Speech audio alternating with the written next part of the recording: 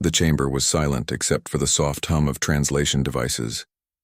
Velthar stood in the witness circle, his chitinous plates clicking nervously against each other. The insectoid commander had once led thousands of warriors across a dozen worlds. Now he trembled before the Galactic Council's tribunal like a newly hatched larva. Around him, representatives from 40 different species watched from their seats.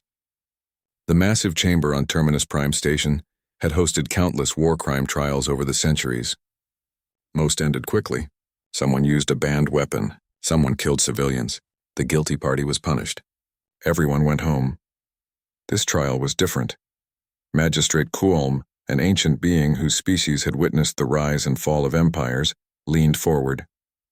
His crystalline body refracted the chamber's light into rainbow patterns. Commander Velthar, you have requested this tribunal to testify about crimes committed during the human-Velkari conflict. Please begin. Velthar's mandibles clicked rapidly. In the gallery he could see the human delegation. Ambassador Hyunwoo sat perfectly still, his weathered face showing no emotion. Beside him, Captain Jiwon wore her military uniform, medals gleaming on her chest. Her eyes were cold and steady. In the back row, Commander Daehyun slouched in his seat, a long scar running down the side of his face. They did not look like monsters. That was what scared Velthar most.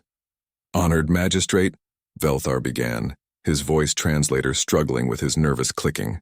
I come not to accuse humans of breaking your laws. I come to warn you about what they are. A murmur rippled through the chamber. This was not the expected opening. 3 cycles ago, my fleet received orders to secure the human colony on Kepler 442b. Intelligence reports said it was a small mining settlement, 2,000 humans. Minimal defenses. We expected them to surrender when we destroyed their orbital platforms. Velthar's anterior legs trembled. We were 300,000 strong. Our ships blocked out their sun. By every logical calculation, they should have surrendered immediately. He paused, compound eyes seeming to stare at something far away. They did not surrender. They never surrendered. In the gallery, Captain Jiwon's expression did not change, but her hands resting on her knees curled into fists. The humans called their colony New Busan, Velthar continued. When we destroyed their orbital defenses, they lost 70% of their military capability in the first hour. Standard galactic warfare doctrine states that any force suffering 40% casualties should withdraw. At 50%, surrender is not just acceptable but expected. At 70%, continued resistance is considered tactically insane. Magistrate Kulm nodded slowly. Every species in the galaxy understood these numbers. They were not rules written in law but patterns observed across a million years of conflict. Living beings, when faced with certain death, chose to live. This was nature. This was logic. The humans did not withdraw, Velthar said softly. They did not surrender. They did not even slow down. He gestured to the holographic display that materialized in the center of the chamber. It showed the mining colony from orbit. Smoke rose from dozens of impact craters. Buildings lay in ruins. The tactical map was covered in red markers indicating Velkari forces and a few scattered blue dots for human defenders. I personally led the ground assault on their primary settlement. We had overwhelming numerical superiority. We had better weapons. We had air support. We had everything we needed for a quick, clean victory. Velthar's voice dropped to barely a whisper. It took us 6 weeks to take a town of 2,000 people. By the time we claimed victory, I had lost 40,000 soldiers. Shocked sounds echoed through the chamber. The numbers did not make sense. They were impossible. How? Magistrate Kulm asked. Explain to this tribunal how such a disparity occurred. Velthar's entire body shuddered. Because humans do not fight like any other species in the galaxy. When you corner a rational being, it surrenders to preserve its life. When you corner a human, it becomes something else entirely. He activated another holographic display. It showed a burned-out building, its walls pockmarked with weapons fire. This was a medical facility. My forces surrounded it on day 4 of the ground campaign. Inside were 32 wounded humans and 5 medical staff. I personally broadcast a surrender offer. They would receive treatment. They would be interned according to galactic conventions. No harm would come to them. Velthar paused. They responded by shooting at us. The wounded? Asked a delegate from the preservers. The wounded shot at you? Yes, the ones who could still hold weapons. The medical staff fought as well. We laid siege for 18 hours. When we finally breached the walls, we found that 27 humans had died. The remaining 10 were so badly wounded that 3 died before we could stabilize them. He looked directly at the human delegation. Not one of them surrendered. Not one. Ambassador Hyunwoo's face remained calm, but something flickered in his eyes. Pride, perhaps, or sadness, or both. I saw similar patterns everywhere, Velthar said. A human fighting position on a ridge held by 3 soldiers. They stopped my entire platoon for 6 hours. All 3 were wounded. One had lost his arm but had somehow stopped the bleeding and continued firing with the other. When we finally overran their position, they detonated their remaining explosives rather than be captured. The chamber was deathly quiet now. I found messages they left, Velthar continued, written in their own blood on the walls. Remember we were here. That phrase over and over. Remember we were here. He turned to face Magistrate Colm directly. Honored Magistrate, I have studied warfare for my entire adult life. I have read histories of conflicts across hundreds of worlds. Never, not once in all of galactic history, has any species continued fighting at 70% casualties. The humans at New Busan fought until 94% of their military-age population was dead or incapacitated. Velthar's voice cracked, and they still did not surrender. We had to kill nearly all of them. They gave us no choice. Ambassador Hyunwoo stood slowly. Permission to speak, Magistrate? Granted. The human ambassador's voice was quiet but clear. Commander Velthar is correct about the casualty figures. What he has not yet told you is that New Busan held no strategic value. It was a mining colony. We could have evacuated it. We could have abandoned it. Hyunwoo's eyes were hard now. But you attacked our people, and we do not abandon our people. Velthar's legs gave out. He collapsed onto the witness platform, his chitinous body shaking. That is what I came to tell you all. That is the warning. Humans do not think like we do. They do not calculate survival odds. They do not surrender when logic demands it. They fight for reasons that make no sense to anyone else. He looked up at the assembled delegates, and that makes them the most terrifying enemy in the galaxy. Velthar's testimony continued, and the tribunal chamber faded away in his mind. He was back on Kepler 442b, standing in the ruins of New Busan, watching his invasion fall apart one street at a time. The orbital bombardment had been perfect, clinical, precise. Valkyrie ships had destroyed every military installation, every communications array, every vehicle depot. The humans should have been helpless. Instead, they were everywhere and nowhere at once. Colonel Minho commanded the Colonial Defense Force.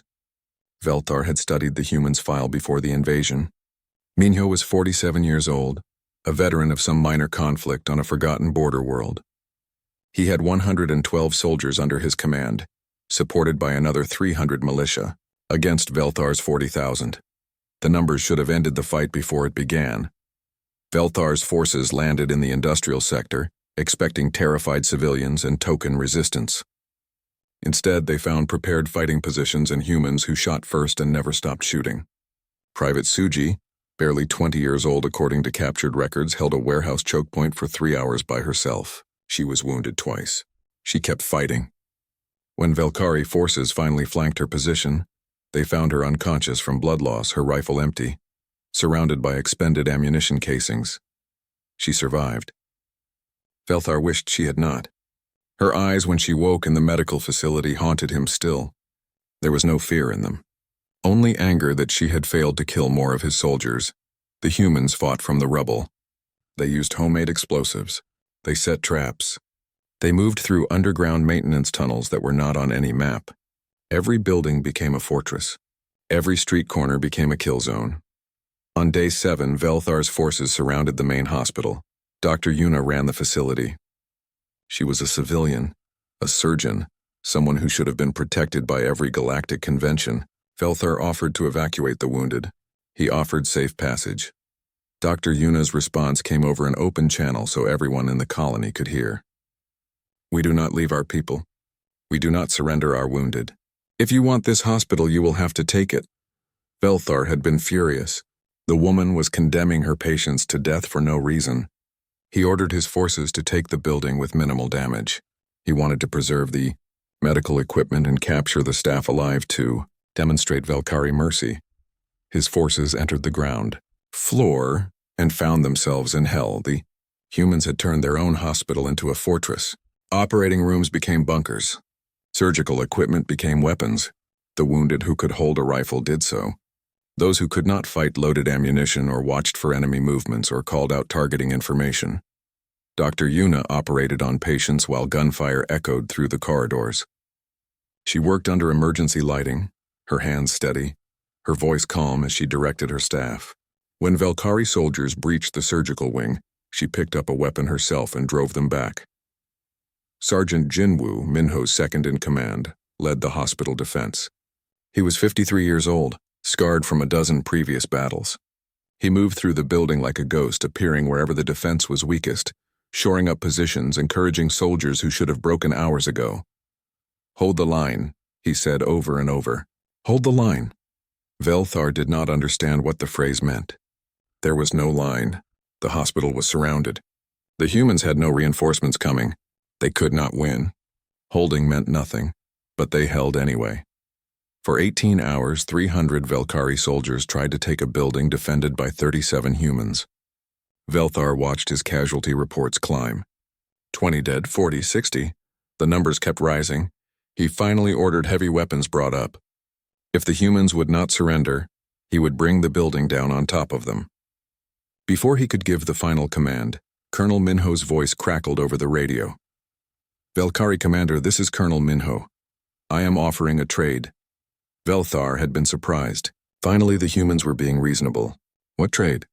"You withdraw from the hospital. In exchange, I will tell you where my command post is located. You can come kill me directly. Save your soldiers the trouble of dying in hallways. It was insane. It was a trap. It had to be a trap." Velthar agreed anyway because he was curious. Because he wanted to understand these creatures who defied every logical expectation. Colonel Minho's command post was in the basement of a collapsed administrative building. Velthar took a full company of soldiers to capture him. They found Minho alone, sitting at a makeshift desk, reviewing tactical maps by lantern light. The human looked up when Velkari soldiers poured into the room. He did not reach for his weapon. He simply stood and waited. "Where are your guards?" Velthar demanded. "Fighting," Minho replied calmly. "Every soldier is needed on the line. I do not require guards. You traded yourself for a hospital full of wounded soldiers who cannot fight. Those wounded soldiers are my people. They fought for this colony. They deserve to live." Minho met Velthar's compound eyes without flinching. "Besides, you are wrong. They can still fight. If you attack that hospital again, you will learn just how wrong you are." Velthar studied the human commander. "You must know you cannot win. Our forces outnumber yours hundreds to one. Your people are dying. Surrender. Save the lives that remain." Minho smiled, but there was no humor in it. "You do not understand humans very well, Commander. We do not calculate survival odds during battle. We do not weigh the cost of fighting against the cost of surrender. We fight because our people are worth fighting for. Every single one of them. That is illogical. Perhaps. But it is who we are." Velthar had Minho taken to a detention facility. He withdrew from the hospital as promised. It was only later that he realized Minho had played him perfectly. The humans in the hospital were dying from their wounds, running out of medical supplies close to collapse.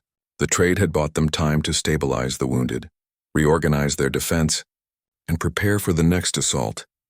When Velthar's forces attacked again 3 days later, the hospital was even more deadly than before. He learned other lessons during those terrible weeks. He learned that human militia fought as effectively as regular soldiers. He learned that human civilians would pick up weapons and fight if given no other choice. He learned that wounded humans were more dangerous than healthy soldiers of other species because they fought with the desperation of those who had nothing left to lose. He learned about Sergeant Jinwoo's final stand in the hospital's eastern wing.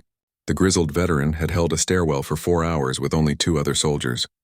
When ammunition ran out, they used medical equipment as improvised weapons. When that failed, they fought hand to hand. All 3 died. They took 17 Velkari soldiers with them.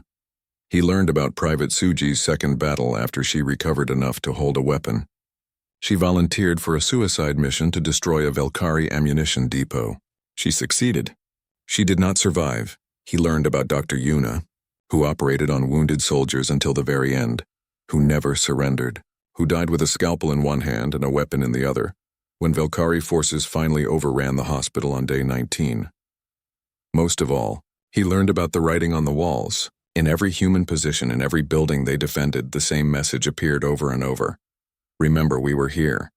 The humans knew they would die. They knew they would lose. But they refused to be forgotten.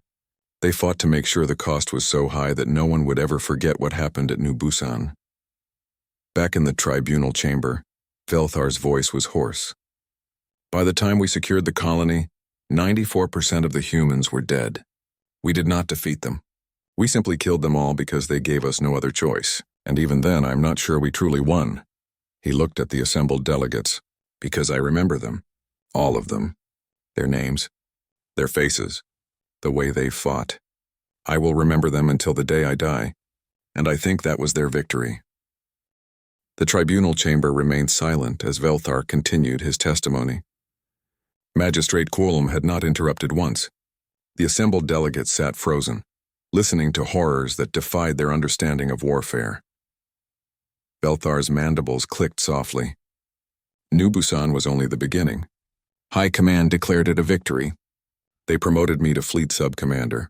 They said I had proven that humans could be defeated despite their irrational resistance. He laughed, a harsh, chittering sound. They were fools. All of us were fools. 2 weeks after securing the colony, Velkari High Command ordered a push toward humanity's inner systems. Velthar's fleet grouped with 3 others near the Kepler system's asteroid belt. Together they commanded 600 warships. Velkari intelligence reported that the human fleet in the region numbered only 140 vessels. Admiral Seonho commanded the human forces. He was 61 years old, a career naval officer who had served for 40 years. Velthar had studied the admiral's record. Seonho had fought in 8 previous engagements. He won 3, lost 4, and fought 1 to a draw. His record was not impressive. He was not a tactical genius, but he was human, and Velthar had learned to fear what that meant. The battle began predictably. Velkari forces used their numerical advantage to surround the human fleet. Standard tactics. Overwhelming firepower. Multiple attack vectors. The humans should have retreated or requested terms of surrender. They did neither. Admiral Seonho's flagship broadcast a simple message across all channels. We hold this line. We do not retreat. The Velkari commander issued the standard surrender demand. Maintain position and power down weapons. All personnel would be interned according to galactic conventions. No harm would come to them. The human response was weapons fire. For 3 hours, the battle followed predictable patterns. The Velkari fleet had superior numbers and better positioning. They damaged several human vessels, forcing them to fall back from the main engagement. Victory seemed certain. Then Velthar noticed something strange. The damaged human ships were not retreating to a safe distance to make repairs. They were adjusting their courses. They were accelerating toward Velkari battle lines. What are they doing? His sensor officer asked. Velthar realized the truth a moment before it happened. They are going to ram us. The first impact came from a human destroyer. Captain Jiwon commanded the vessel. Velthar would later learn her name and remember it forever. Her ship had lost main engine power and was venting atmosphere from a dozen hull breaches. By every tactical assessment, the destroyer was dead in space. Captain Jiwon used her emergency thrusters to build up speed. She aimed her crippled vessel at a Velkari battlecruiser like a missile. The battlecruiser tried to evade, but capital ships are not nimble. The destroyer struck at the junction of 2 main sections. Both ships exploded. Velthar watched in horror as more human vessels followed the same pattern. Ships marked as disabled on his tactical display suddenly became kinetic weapons. Destroyers rammed cruisers. Frigates crashed into supply vessels. One human captain, his ship completely powerless, used small attitude thrusters to spend 20 minutes slowly positioning his vessel before colliding with a Velkari ammunition depot. The explosions from that impact took out 3 additional Velkari ships. Pilot Yunji led a fighter squadron that had exhausted their missiles in the battle's first hour. Standard procedure was to return to their carrier for resupply. Instead, Yunji's squadron continued to engage. They used their fighters as weapons. 12 pilots flew their small craft directly into Velkari warships. Not all impacts were successful. Some fighters were shot down. Some missed their targets. But enough succeeded to throw the Velkari battle line into chaos. Yunji herself targeted a Velkari carrier. Point defense systems destroyed her fighter 300 meters from impact. The debris cloud from her explosion damaged the carrier's launch bays anyway, preventing it from deploying reinforcements for the rest of the battle. Commander Taijin's cruiser, the Indomitable, suffered a catastrophic hit that split the vessel in half. The aft section was completely destroyed. The foresection, containing the bridge and reactor, should have been abandoned immediately. Taijin stayed at his post. His ship was dying, reactor containment failing, life support gone. He used his last moments to steer the dying vessel toward the thickest concentration of Velkari forces. When the reactor finally breached, the explosion caught 7 Velkari ships in its radius. Velthar's tactical officer was screaming, "They are all doing it. Every damaged ship is going for ramming attacks." "Pull back," Velthar ordered. "Reform the line outside their range." But there was no safe range. Human ships that could still maneuver hunted down Velkari vessels trying to withdraw. Human ships that could not maneuver became floating bombs, waiting for Velkari forces to come close enough. The battle turned into a nightmare. Velkari forces had superior numbers and firepower. They destroyed human vessels at a rate of 3 to 1, but every human ship they destroyed became a potential threat. Debris fields had to be avoided. Damaged vessels could not be approached. The humans had weaponized their own casualties. Admiral Seonho's flagship was hit repeatedly. His ship was on fire, losing power, taking on water in several compartments. Velthar's commander sent another surrender demand directly to the Admiral's personal channel. Seonho's response was broadcast across every frequency so both fleets could hear it clearly. "We do not know how to retreat. We only know how to choose where we make our stand. This is where we stand." The Admiral's ship continued fighting until it was nothing but a burning wreck.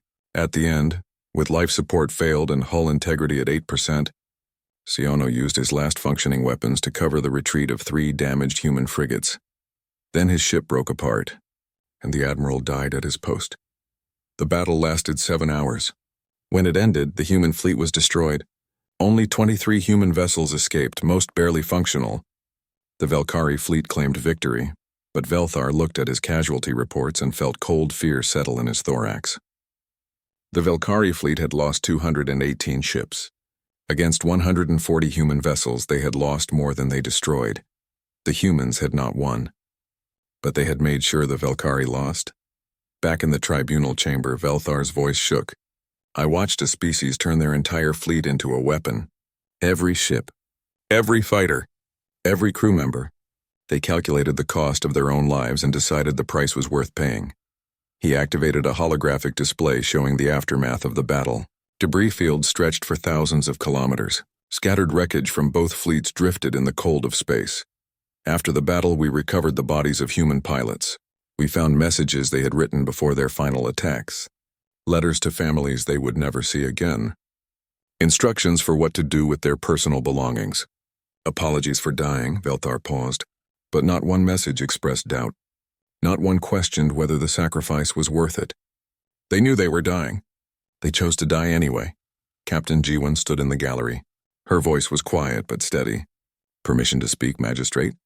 "Granted. I commanded the destroyer that rammed the battlecruiser. I survived in an escape pod. I spent 3 days in that pod waiting for rescue, not knowing if anyone would find me." She looked at Velthar. "I would do it again. Every member of my crew volunteered for that ramming attack. We voted on it. The vote was unanimous. We were already dead. We just chose how to make our deaths matter." Velthar's legs trembled. "That is what I came to tell you. Humans do not fight to win. They fight to make sure you lose. They will sacrifice everything, pay any price, accept any casualty rate, because to them some things are worth dying for."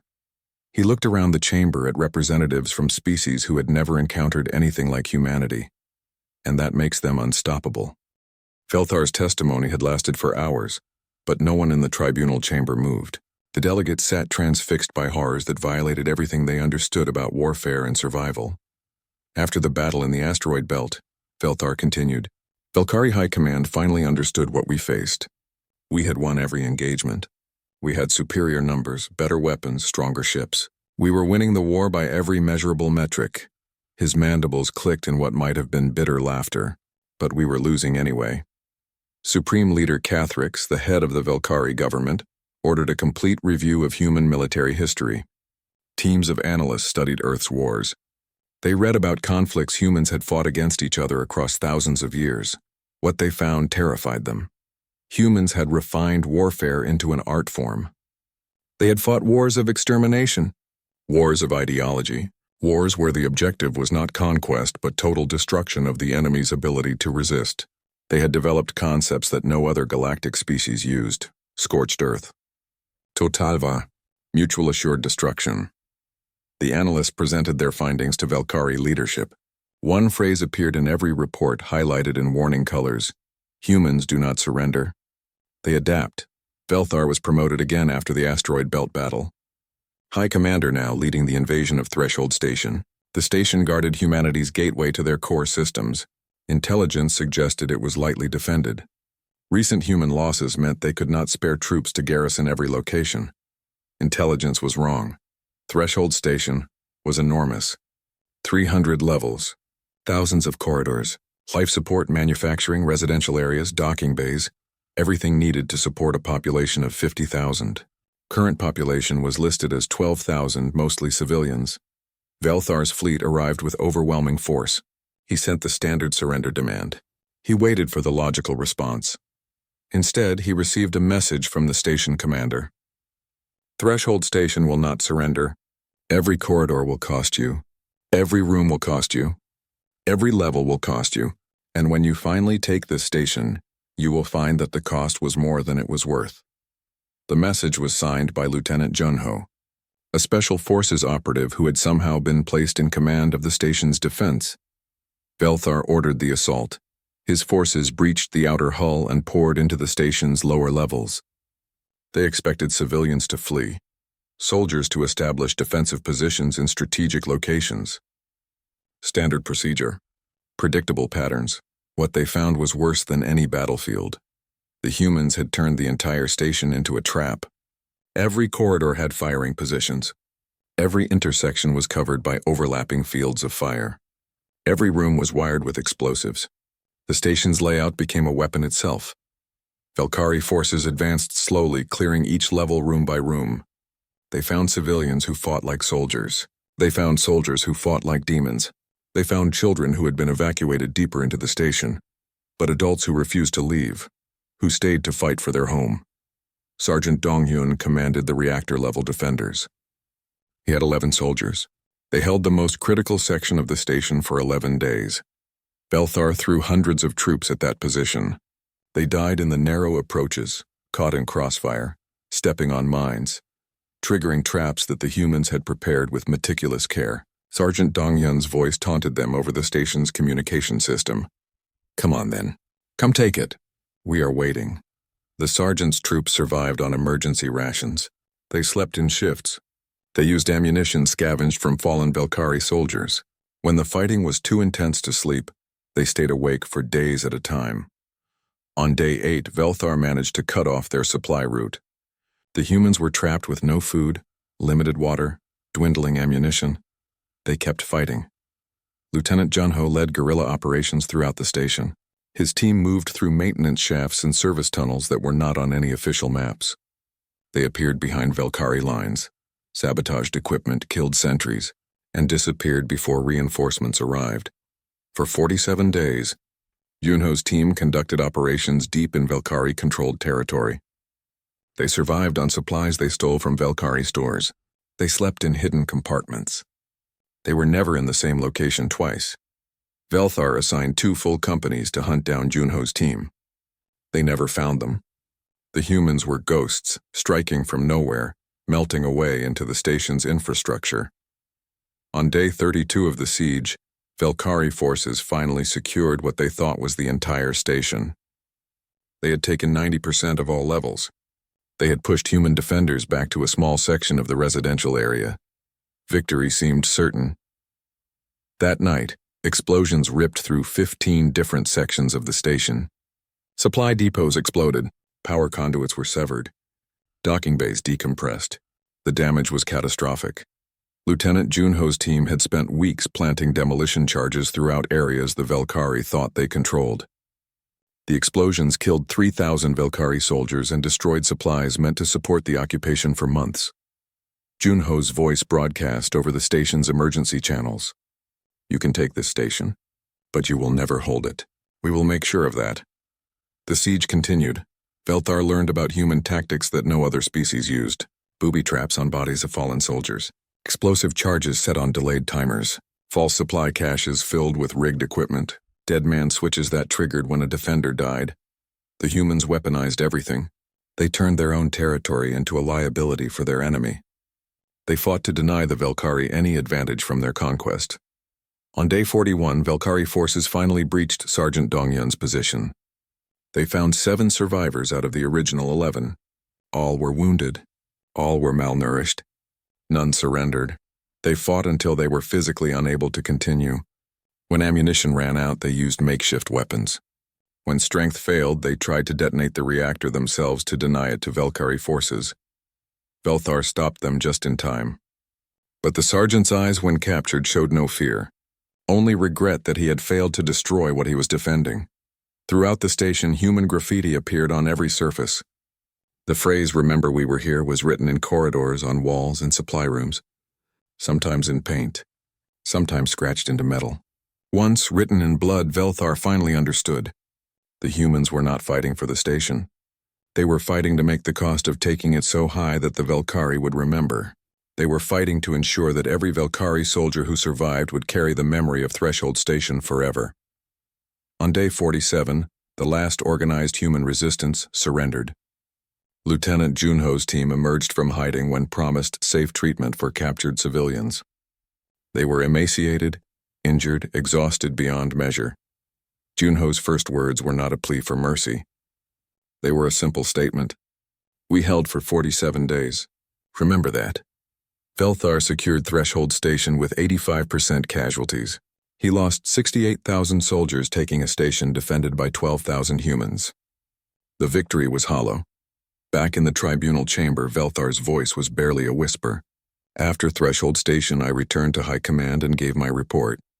I told Supreme Leader Cathrix the truth. We had won.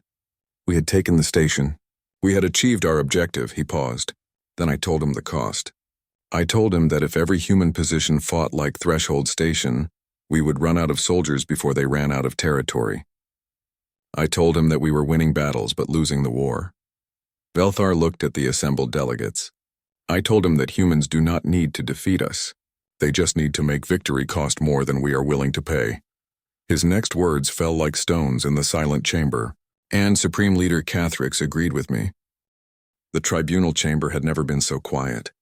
Even the soft hum of translation devices seemed muted. Every delegate sat frozen, staring at the trembling Velkari commander who had just admitted that his species had won every battle but lost the war. Magistrate Kulm leaned forward, his crystalline form reflecting the chamber's lights. Commander Velthar, you have testified about human tactics and human sacrifice, but you said you came here to warn us not to accuse humans of war crimes. Please explain. Velthar's mandibles clicked rapidly, a sign of extreme distress. Because the war crimes were not committed by humans, honored magistrate. They were committed by my people. A wave of shocked murmurs swept through the chamber. After Threshold Station, we knew we could not win a conventional war against humanity. Every victory cost more than the objective was worth. Our soldiers were developing psychological trauma at rates never seen in Velkari history. 60% of our veterans were unable to return to normal life after serving. Velthar's voice dropped to barely a whisper. So we escalated. He activated a holographic display showing a small human colony. This is settlement Jan 17, population 4,000. Minimal military value. We destroyed it from orbit. Complete sterilization. No survivors. The chamber erupted in shocked voices. Magistrate Quilm called for order. We thought it would break human morale. Velthar continued. We thought if we showed them the cost of resistance, they would finally surrender. We sent messages to human worlds. Surrender or face the same fate as John 17. Ambassador Hyunwoo stood slowly. His face was calm, but his eyes held depths of cold fury. Permission to speak, magistrate? Granted. The destruction of Jan 17 killed my sister and her family, Hyunwoo said quietly. She was a teacher. Her husband was a farmer. Their children were 6 and 8 years old. He looked directly at Velthar. And you are correct. That action did affect human morale. It made us fight harder. Velthar's entire body shook. That is what I learned. That is what broke us. Every atrocity we committed made humans more determined. Every civilian target we destroyed created more soldiers willing to die to stop us. We thought we were fighting a war. Instead, we had awakened something terrible. Captain Jiwan spoke from her seat. You made it personal, Commander. Before Jian 17, we were fighting because you invaded our territory. After Jian 17, we were fighting because you murdered our families. You turned a political conflict into a war of extinction. Velthar nodded miserably. Yes, and we could not match your willingness to pay that price. He activated more displays. Colony after colony. Stations destroyed. Civilian transports targeted. The list of Velkhari war crimes grew longer. We kept escalating because we did not know what else to do. We destroyed 6 more colonies. We targeted civilian infrastructure. We killed hundreds of thousands of human non-combatants, and none of it worked. None of it made you stop. Diplomat Heian, who had negotiated the peace treaty, stood. She was an older woman. Her hair gray, her face lined with the weight of years spent in difficult negotiations. Commander Velthar is telling the truth. We have evidence of all these crimes, but we chose not to prosecute them in exchange for peace. She looked around the chamber, because by the end of the war we had killed 3 million Velkhari soldiers. Their economy was in ruins. Their people were traumatized. Their government was on the verge of collapse. We could have pushed for total victory. We could have demanded unconditional surrender. Heun's voice softened, but we chose mercy instead, because despite everything they did to us, we understood they were trying to survive.